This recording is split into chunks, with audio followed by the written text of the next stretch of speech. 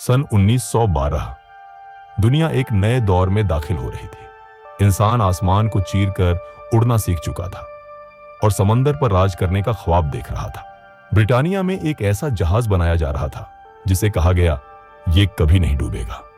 जी हां, unsinkable ship Titanic. इसकी लंबाई तकरीबन 883 फीट, वजन 40,000 टन से ज्यादा और आसाइश ऐसी कि जैसे समंदर पर चलता हुआ महल। कप्तान था एडवर्ड स्मिथ, एक तजुर्बेकार, खुद पर यकीन रखने वाला शख्स। दुनिया के अमीर तरीन लोग और आम मुसाफिर सब एक ही ख्वाब के साथ सवार हुए। नई जिंदगी, नया आगाज। 11 अप्रैल 1912 साउथहैम्पटन की बंदरगाह से वो देवहिखल जहाज रवाना हुआ। लोग हाथ हिला रहे थे, खुशी की लहरें थीं। किसी को खबर न थी कि यह खुशी चंद दिन बाद चीखों में बदल जाएगी। टाइटैनिक के अंदर एक दुनिया आबाद थी। पहली क्लास में सोने के हाल, चांदी के बर्तन, शराब के जाम, रक्स, म्यूजिक और हंसी। दूसरी जानिब तीसरे दर्जे में हजारों आम मुसाफिर, किसान, मजदूर, ख्वाब देखने वाले जो अमेरिका जाकर किस्मत आजमाना चाहते थे। यह सिर्फ एक सफर नहीं था, यह अमीरों और गरीबों के बीच फौसलों का सफर भी था। रात के अंधेरे में जहाज के डेक पर बैठे कुछ लोग समंदर की खामोश लहरों को देखते थे। उनमें एक बूढ़ी औरत ने कहा, यह खामोशी किसी तूफान से पहले की लगती है।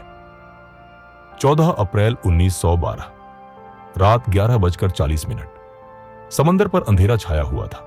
हवा में बर्फ की ठंडक थी। कप्तान के कमरे में रिपोर्ट आई, सर, बर्फानी तूदे का इम्कान है। मगर टाइटैनिक के कप्तान को भरोसा था, यह फौलाद का जहाज है, दुनिया की सबसे महफूज सवारी। रफ्तार कम करने की बजाय जहाज आगे बढ़ता रहा और फिर एक लर्जाखेज आवाज गूंजी, आइसबर्ग राइट अहेड। पहिया मोड़ा गया, इंजन बंद किए गए, मगर बहुत देर हो चुकी थी। बर्फानी तूदे ने टाइटैनिक के पहलू से टकराया और फौलाद की दीवारें चीख उठी। चंद मिनटों में अमले को एहसास हुआ, जहाज में पानी भरना शुरू हो गया है। हर तरफ शोर, भाग दौड़, खौफ। कप्तान स्मिथ ने पहली बार कहा, हम डूब रहे हैं। मगर यह अल्फाज सुनने वाला कोई नहीं था। ऊपर फर्स्ट क्लास में अब भी म्यूजिक बज रही थी। लोगों को लगा यह महज कोई मामूली झटका है। फिर अमले ने ऐलान किया, खवातीन और बच्चों को लाइफ बोट्स में ले जाओ। लेकिन बोट्स की तादाद मुसाफिरों से आधी भी नहीं थी। अब मंजर वो था जिसे तारीख कभी नहीं भूल सकती। मां अपने बच्चों को थामे रो रही थी। बूढ़ा बाप अपने जवान बेटे से कह रहा था, जा बेटा, तू बच जा, मैं नहीं जा सकता। म्यूजिशियनों ने अपने औलाद संभाले और मरने से पहले आखिरी धुन बजाई, nearer my God to thee. यह धुन बाद में इंसानी हिम्मत की अलामत बन गई। अमीर तबके के कुछ लोग खुद को बचाने की कोशिश में बोट्स पर कब्जा कर रहे थे, जबकि कुछ ने दूसरों के लिए अपनी जगह छोड़ दी।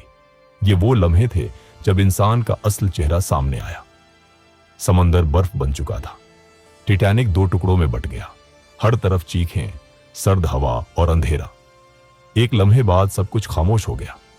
समंदर ने दुनिया के सबसे बड़े जहाज को निगल लिया। 1500 से ज्यादा लोग बर्फानी पानियों में जान की बाजी हार गए। सिर्फ चंद 100 जिंदा बचे। दुनिया ने सुबह की खबरों में पढ़ा, टाइटैनिक डूब गया। वो जहाज जिसे इंसान ने गुरूर में कहा था यह कभी नहीं डूबेगा, अब समंदर की तह में सो रहा था। मगर उसके साथ डूब गया इंसान का गुरूर। कुदरत के सामने इंसान की ताकत कुछ नहीं। कहा जाता है टाइटैनिक सिर्फ एक जहाज नहीं था, यह इंसान के गुरूर की अलामत था। हर लहर जो समंदर में उठती है, शायद वो आज भी वही सवाल पूछती है,